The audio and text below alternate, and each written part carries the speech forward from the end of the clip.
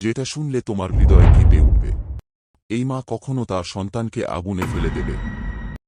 এক ভাগ তিনি দুনিয়ায় পাঠিয়েছেন।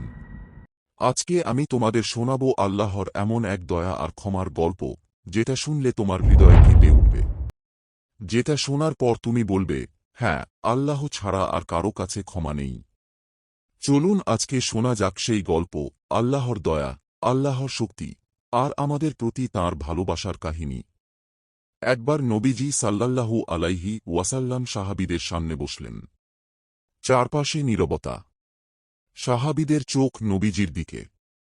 নবীজি সাল্লাল্লাহু আলাইহি ওয়াসাল্লাম বললেন, তোমরা কি আল্লাহর রহমতের উদাহরণ শুনতে চাও? সাহাবারা একসাথে বললেন, হ্যাঁ ইয়া রাসূলুল্লাহ। নবীজি সাল্লাল্লাহু আলাইহি ওয়াসাল্লাম বললেন, এক মায়ের কল্পনা করো যে তার বাচ্চাকে হারিয়ে ফেলেছে যুদ্ধের ভেতর। ধুলো উড়ছে, বাচ্চার কান্না শোনা যাচ্ছে না, মা পাগলের মতো ছুটে বেড়াচ্ছে। কাউকে দেখে জিজ্ঞেস করছে, আমার বাচ্চা কোথায়? এক জায়গায় শিশুর কান্না শুনে গিয়ে দেখে ও তার সন্তান নয়। আবার ছুটছে। শেষে যখন নিজের বাচ্চাকে পেল, বুকের সাথে এমন জড়িয়ে ধরল যেন কেউ কোনোদিন আলাদা করতে না পারে। তখন নবীজি সাহাবীদের দিকে তাকিয়ে বললেন, তোমরা কি ভাবো এই মা কখনো তার সন্তানকে আগুনে ফেলে দেবে? সাহাবারা বললেন, ইয়া রাসূলুল্লাহ, কখনো না। নবীজি সাল্লাল্লাহু আলাইহি ওয়াসাল্লাম বললেন, আল্লাহ তার বান্দাদের প্রতি এই মায়ের চেয়েও অনেক গুণ বেশি দয়ালু। আল্লাহর দয়া এমন যে আমাদের পাপের পাহাড়ও তাঁকে আটকাতে পারে না।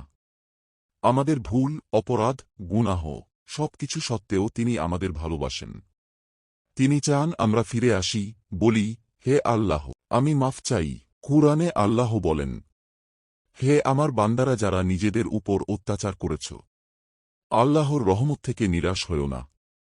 নিশ্চয়ই আল্লাহ সব গুনাহ ক্ষমা করেন। সূরা জুমার ৫৩। আর নবীজি সাল্লাল্লাহু আলাইহি ওয়াসাল্লাম বললেন, আল্লাহর কাছে ১০০ ভাগ রহমত আছে। এক ভাগ তিনি দুনিয়ায় পাঠিয়েছেন।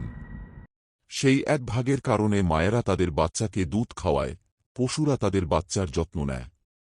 বাকি ৯৯ ভাগ রহমত আল্লাহ রেখেছেন কিয়ামতের দিনের জন্য তাঁর বান্দাদের মাফ করার জন্য। ভাবো ভাই বোনেরা, যদি এই দুনিয়ার সব মায়া, সব ভালোবাসা মাত্র ১ ভাগ হয়, তাহলে সেই ৯৯ ভাগ কেমন হবে? আল্লাহর দয়া কিন্তু কোনো দুর্বলতা নয়। তিনি জাহান্নামও তৈরি করেছেন। তিনি সবচেয়ে শক্তিশালী। কিন্তু তিনি বলেছেন, আমার দয়া সবকিছুকে আচ্ছন্ন করেছে। আল্লাহর ক্ষমতা জাহান্নামকেও থামিয়ে দেবে। আল্লাহ যাকে বাঁচাতে চান তাকে বাঁচাবেন। এটাই আল্লাহর শক্তি, এটাই আল্লাহর রহমত, এটাই আল্লাহর ভালোবাসা। ভাই বোনেরা, আজ আমরা কতবার আল্লাহর কাছে ফিরে যাই? আমরা কি বলি, হে আল্লাহ, আমি মাফ চাই? আমরা কি সেই দয়ার আশায় বাঁচি? আসুন আমরা আল্লাহর কাছে ফিরে যাই। আসুন তওবা করি।